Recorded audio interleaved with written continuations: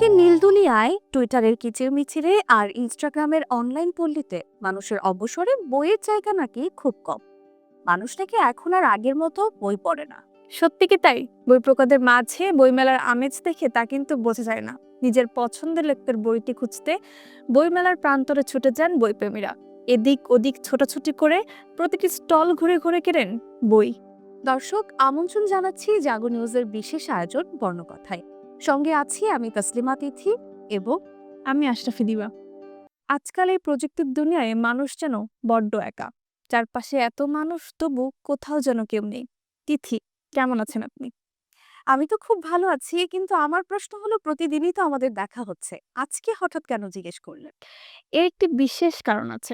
কারণ আজকাল আমাদের আশেপাশে আমাদের অনেক বন্ধু আছে যাদের সঙ্গে আমরা হয়তো গত সন্ধ্যায় চা খেলাম, আড্ডা দিলাম, তার ফেসবুকে একটি পোস্ট দেখলাম, কিন্তু রাত পেরিয়ে সকাল হতে দেখা যায় যে তার মৃত্যুর সংবাদে আমরা স্যাড রিঅ্যাক্ট দিচ্ছি। এই যে জায়গাটা, এটা ধীরে ধীরে কিন্তু বাড়ছে। কিন্তু কেন? আমরা হয়তো তার শারীরিক অবস্থার বিষয়টি জানতে পারছি, কিন্তু তার মানসিক অবস্থাটা কি, এটা কিন্তু আমরা জানতে পারছি না। একদমই তাই। এমন মৃত্যুর ঘটনা আসলে আজকাল আমরা বেশ শুনতে পাচ্ছি। ব্যস্ততার কারণে আমার মনে হয় আমরা প্রিয় মানুষের খোঁজ খবর নিতে ভুলে যাচ্ছি। হ্যাঁ দিদি, প্রত্যেক মানুষের জীবনে আসলে কিছু সংকটময় সময় আসে। সেই সময়টা আমাদের মাঝে কিছু অনুভূতি তৈরি হয়। সেই অনুভূতিটা আমরা কিভাবে নিয়ন্ত্রণ করব, কতটুকু প্রশ্রয় দিব, কতটুকু দিব না, সেই জিনিসগুলো নিয়ে কিন্তু সাদাত হোসেন তার একটি বই লিখেছেন, যার নাম তুমি সন্ধ্যা অলকানন্দা। এই বইটিতে লেখক সাদাত হোসেন বেশ কিছু বিষয় তুলে ধরার চেষ্টা করেছেন। চলুন শুনে আসি লেখকের কাছ থেকেই। চারপাশে সবাই প্রচণ্ড রকমের বিষণ্ণতায় ভুগছে, ডিপ্রেসিভ হয়ে যাচ্ছে। মানে চারপাশে ধরেন বন্ধুদের সঙ্গে খুব আড্ডা দিচ্ছে, গল্প করছে, হঠাৎ করে সন্ধ্যা দিয়ে এসে সুইসাইড করেছে। হ্যাঁ, তখন আমার কাছে মনে হচ্ছে যে এই ঘটনাগুলো কেন ঘটছে। এরকম কি হয় যে তার ভিতরে কোনো একটা গোপন দুঃখ আছে, কিংবা বেদনা আছে বা ব্যথা আছে, যেটি সে অন্য কাউকে বলতে পারছে। মানে অনেক মানুষের মধ্যে থেকেও সে আসলে নিঃসঙ্গ একজন মানুষ, এবং এই নিঃসঙ্গতা একটা সময় গিয়ে তার কাছে অসহনীয় মনে হয়ে উঠছে। যে আমরা আমাদের নিজের জীবন নিয়ে এত বেশি ব্যস্ত হয়ে পড়ি যে আমরা চারপাশের মানুষের জীবন, ভাবনা, অনুভূতিগুলোকে আসলে অত বেশি গুরুত্ব দিই না।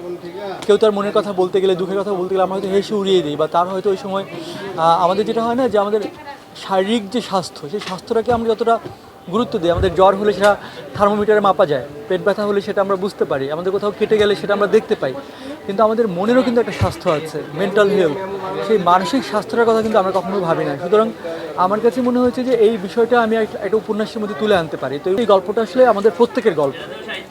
সেই ডিলেমার সময় আমাদের ভিতরে নানা ধরনের অনুভূতি তৈরি হয়। সেই অনুভূতিটাকে কতটুকু আমরা প্রশ্রয় দিব, কতটুকু দেবো না, কতটুকু বাড়তে দেব, কতটুকু নিয়ন্ত্রণ করব, কতটুকু নিয়ন্ত্রিত হয়, কতটুকু হয় না, সেই বিষয়গুলো আসলে এই উপন্যাসটিতে আমি খুব সূক্ষ্মভাবে, আমি বলছি যে আতশী কাজ দিয়ে দৃষ্টি ফেলার চেষ্টা করেছি আমি সেটিতে।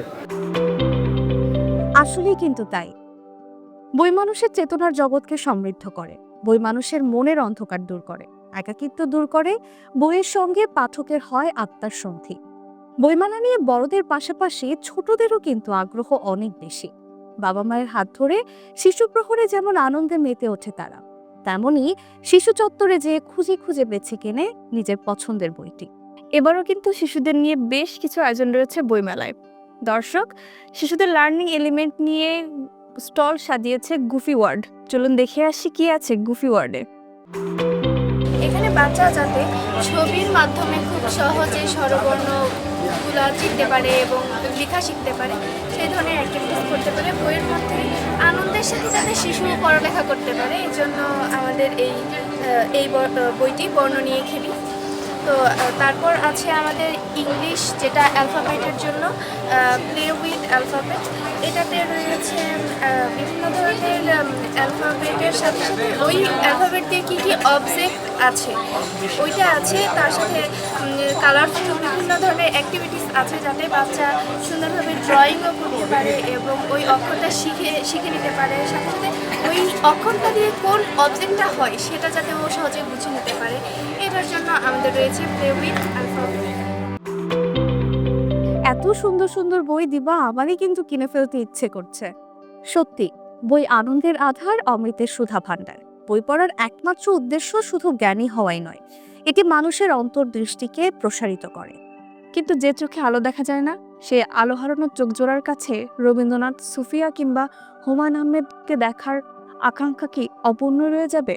না দিবা, প্রতিবারের মতো এবারও কিন্তু বইমেলায় দৃষ্টিবঞ্চিত মানুষদের জন্য ভিন্ন আয়োজন করেছে স্পর্শ ফাউন্ডেশন। প্রাচীন ব্রেল পদ্ধতিতে পড়াশোনা করা দৃষ্টি প্রতিবন্ধীরা যেন জ্ঞানের আলো থেকে বঞ্চিত না হন। বইমেলায় আসা আর 5টা সাধারণ পাঠকের মতো তারাও যেন মনের মতো বইটি বেছে নিয়ে পড়তে পারেন, সেজন্যই বরাবরের মতো এবারের বইমেলায়ও স্পর্শ ব্রেল প্রকাশনার ছোট্ট স্টলটি থাকছে সবার জন্য উন্মুক্ত।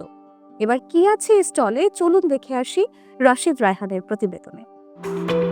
ব্রেইল পদ্ধতি বিকল্প আসলে কিন্তু যারা দৃষ্টিহীন তাদের এছাড়া কিন্তু আসলে কোনো উপায় নেই ব্রেইল পদ্ধতি ছাড়া। কিন্তু আসলে সামগ্রিকভাবে দেখা যায় স্কুল কলেজের পড়াশোনা থেকে শুরু করে সব জায়গাতেই কিন্তু আসলে ব্রেইল বই কিন্তু থাকে না। সেক্ষেত্রে আসলে বেশ জীবন চালিয়ে নেওয়াটা, পড়াশোনা করাটা এবং সবভাবে গড়ে ওঠাটা কিন্তু আসলে বেশ কঠিন হয়। সেখানেই কিন্তু আসলে স্পর্শ ফাউন্ডেশন কাজ করছে এবং বইমেলাতে তারা কিন্তু এই দারুণ উদ্যোগ নিয়েছে এবং তাদের যে স্লোগানটি রয়েছে, মানুষ দৃষ্টিহীন বলে অন্ধ নয়, মানুষ মূলত প্রজ্ঞাহীন বলে অন্ধ।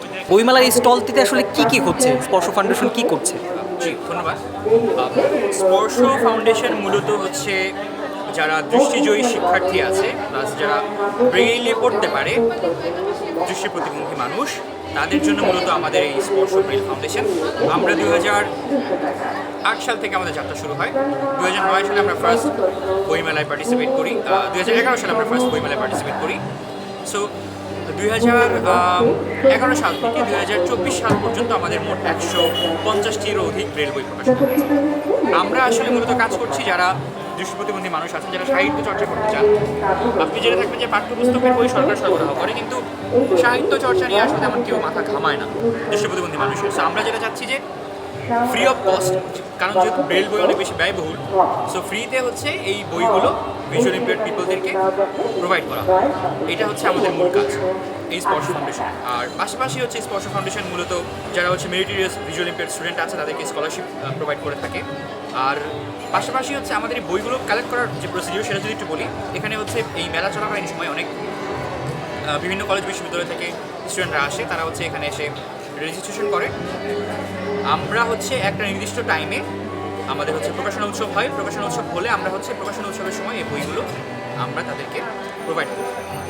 প্রতিবন্ধকতা এই জিনিসটা আসলে প্রতিবন্ধী ব্যাপারটা, এই প্রতিবন্ধকতা এই জিনিসটা থেকে বের হয়ে এসে আমরা আসলে চাই সমাজের মূল স্রোতধারায় সম্পৃক্ত হতে এবং এটার জন্য সবার সহযোগিতা কাম।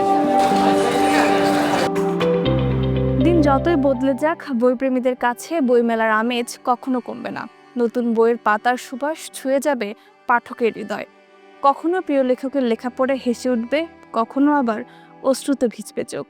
দর্শক, আজ এ পর্যন্তই। প্রাণের বইমেলায় বিভিন্ন বিষয় জানতে চোখ রাখুন জাগো নিউজে এবং মাস জুড়ে দেখুন বর্ণকথা। ধন্যবাদ।